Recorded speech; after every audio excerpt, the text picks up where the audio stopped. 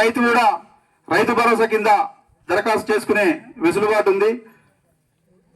ఇంకోటి కొత్త రేషన్ కార్డులు గతంలో మీరు చేసుకునే వారు కూడా ఈ రోజు దరఖాస్తు చేసుకోవచ్చు. ఇందిరమ్మ ఇల్లు మనం ఎన్నో రోజుల నుంచి కలలు కన్నా ఇందిరమ్మ రాజ్యంలో ఇందిరమ్మ ఇల్లు లేక 10 సంవత్సరాలు అయింది. ఇందిరమ్మ ఇల్లు మళ్ళీ ఇప్పుడు రేవంత్ రెడ్డి గారి నాయకత్వంలో కాంగ్రెస్ ప్రభుత్వం ప్రతి గ్రామంలో ఇందిరమ్మ ఇల్లు అర్హులైన నిరుపేదలకు ఇచ్చే ప్రక్రియ స్టార్ట్ అయింది. ఇది కేవలం ఈ 1 సంవత్సరంతో ఆగిపోదు. ఇంకా 4 సంవత్సరాల కాంగ్రెస్ ప్రభుత్వం ఉంది. ప్రతి సంవత్సరం కూడా అర్హులైన నిరుపేదలకు విడతల వారీగా ఇందిరమ్మ పథకం ఇల్లు మంజూరు అయితేనే ఉంటాయి. మీరు ఎవరు కూడా అపోహలో గురి కావద్దు.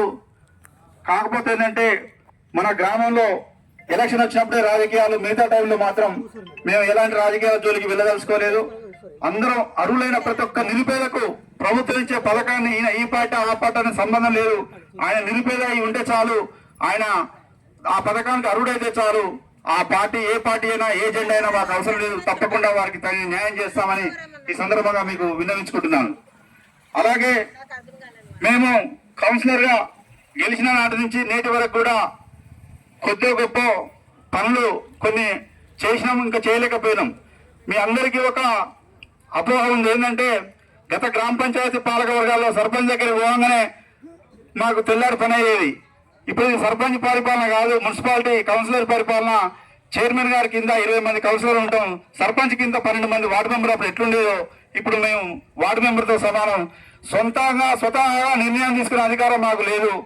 ఏదైనా సమస్య ఉంటే సంబంధిత శాఖ అధికారికి కానీ సంబంధిత మా చైర్పర్సన్ కానీ తెలియజెప్పేంత వరకే మా బాధ్యత ఉంది.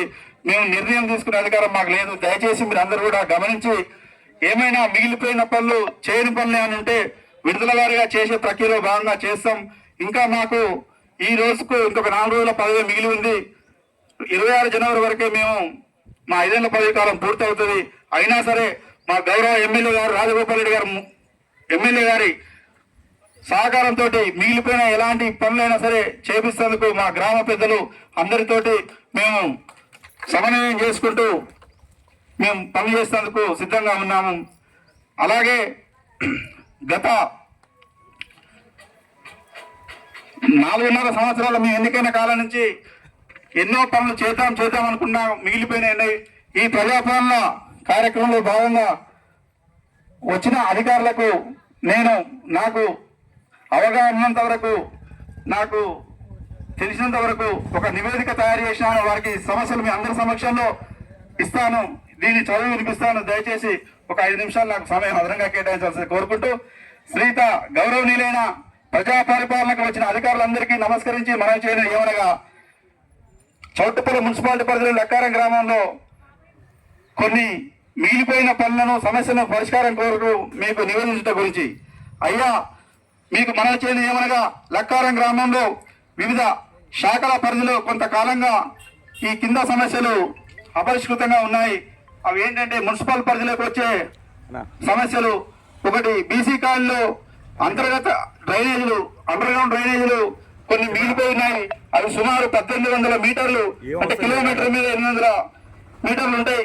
అవన్నిటిని కూడా వీలైనంత వరకు మీరు పూర్తి చేయాలని ఈ సభావేదిక ద్వారా గ్రామస్తుల తరఫున మీకు కోరుకుంటున్నాము. అట్లాగే రెండో అంశం, వికలాంగుల కాలనీలో మరియు శ్రీరామనగర్ కాలనీలో అండర్ గ్రౌండ్ డ్రైనేజీలు, సీసీ రోడ్లు సుమారుగా 1500 మీటర్లు వేయవలసి ఉన్నది. వాటిని కూడా మీరు త్వరితగతిన పూర్తి చేయాలని విన్నవించుకుంటున్నాం. మరియు తంగడివనం నుంచి వచ్చే వర్షపు కాలువ, వరద కాలువ వికలాంగుల కాలనీ ముంచెత్తుతుంది. ఈ వికలాంగుల కాలనీలో అందరూ అంగవైకల్యం చెందినవారు, వికలాంగులే ఉంటారు. ఈ వరద నష్టం నివారిస్తేందుకు SMR AC ఫంక్షన్ హాల్ నుంచి మన లక్కారం బీటీ రోడ్లు దగ్గర ఉన్న కలవట్టు వరకు, పెద్దమూరి వరకు ఒక వరద కాలువని 4 మీటర్ల వెడల్పు, 3 మీటర్ల లోతుతోటి దాన్ని SMR AC ఫంక్షన్ నుంచి తీసుకొచ్చి ఆ కలవట్టు పెద్దమూరి దగ్గర వదిలితే ఆ వికలాంగుల కాలనీ మనం రక్షించిన వాళ్ళం అవుతాము. దీన్ని కూడా దృష్టిలో పెట్టుకోవాల్సిందిగా విజ్ఞప్తి చేస్తున్నాం. మరియు లక్కారం పాత గ్రామంలో గత సర్పంచుల కాలంలో వేసిన ఓపెన్ డ్రైనేజీలు ఉన్నాయి. అవన్నిటి కూడా ఓపెన్ డ్రైనేజీలు తీసేసి అండర్ గ్రౌండ్ డ్రైనేజీలుగా మార్చాలని విజ్ఞప్తి చేస్తున్నాం. మరియు శ్మశాన వాటిక కుమ్మనకుంట నుంచి మిగిలిపోయి కొమ్మనుకుంట పరిసర ప్రాంతంలో శ్మశాన వాటికలో అసంపూర్తిగా శ్మశాన వాటిక పనులు మిగిలిపోయి ఉన్నాయి. వాటిని కూడా పూర్తి చేయవలసిందిగా విజ్ఞప్తి చేస్తున్నాం. మరియు ఎస్సీ శ్మశాన వాటికలో స్నానపు గదులు లేవు, వాటర్ ట్యాంక్ లేదు. అక్కడ ఒక బోరు వేసి ట్యాంకు నిర్మాణం చేసి స్నానపు గదులు నిర్మాణం చేసి అలాగే ఆ శ్మశాన వాటిక చుట్టూ ప్రహరీ గోడ నిర్మాణం చేయాలని ఈ సందర్భంగా వచ్చిన అధికారులకు కోరుతున్నాను. అలాగే మోడల్ స్కూల్ దగ్గర ఉన్న శ్మశాన వాటికలో కూడా వాటర్ ట్యాంక్ ఉంది, స్నానపు గదులు ఉన్నాయి. కానీ అక్కడ ఒక బోరు వేసి ఆ బోరు తోటి ఆ ట్యాంకు నింపితే అక్కడ వాటర్ సౌకర్యం ఉంటుంది.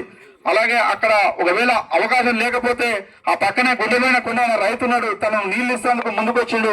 ఆయన బోర్ నుంచి ఆ ట్యాంక్ వరకైనా పైప్ లైన్ వేయించవలసిందిగా మీకు విజ్ఞప్తి చేస్తున్నాం. మోడల్ స్కూల్ వద్ద అలాగే మన బ్రహ్మంగారి దేవాలయం నుంచి మోడల్ స్కూల్ పోయే రోడ్డును అంజనా సాయి మెడల్స్ వరకు బీటీ రోడ్డుగా డాంబర్ రోడ్డుగా మారిస్తే మేము హైవే ఎక్కకుండా చౌటుపల్లికి వెళ్లే వీలుంటుంది. అది కూడా మీరు పరిశీలన చేయాల్సిందిగా విజ్ఞప్తి చేస్తున్నాం. మరియు నూనె శ్రీనివాస్ యాదవ్ గారి శ్రీకృష్ణ గోశాల నుంచి మోడల్ స్కూల్ మీదుగా శ్మశాన వాటిక వరకు కూడా సీసీ రోడ్డు నిర్మాణం చేయవలసిందిగా విజ్ఞప్తి చేస్తున్నాం. బీసీ కాలనీ పక్కనున్న రాచకొండ చిరంజీవాచారి గారి పొలం వారి కుటుంబాలు నిర్మించిన రేకుల షెడ్ నుంచి ఎల్డీఆర్ ఎస్టేట్ మీదుగా హైవే రోడ్డు వరకు తాజా హోటల్ నోమనర్సే పెట్రోల్ పంపు వరకు కూడా మీరు సీసీ రోడ్డు నిర్మాణం చేసినట్లయితే మేము ఏదైనా ట్రాఫిక్ సమస్యల్లో ఏదన్నా కూడా ఈ జాతీయ రహదారికి దగ్గరికి వెళ్లే అవకాశం ఉంటుంది. అలాగే ఎస్సీ కాలనీ ముత్యాలమ్మ దేవాలయం నుంచి శ్మశాన వాటిక వరకు కూడా సీసీ రోడ్డు నిర్మాణం చేయాలని కోరుతున్నాం. కొమ్మనుకుంట నుంచి శ్మశాన వాటిక వరకు కూడా సీసీ రోడ్డు నిర్మాణం చేయవలసిందిగా విజ్ఞప్తి చేస్తున్నాం. నీళ్లపాన నుంచి నీళ్లపాన దగ్గర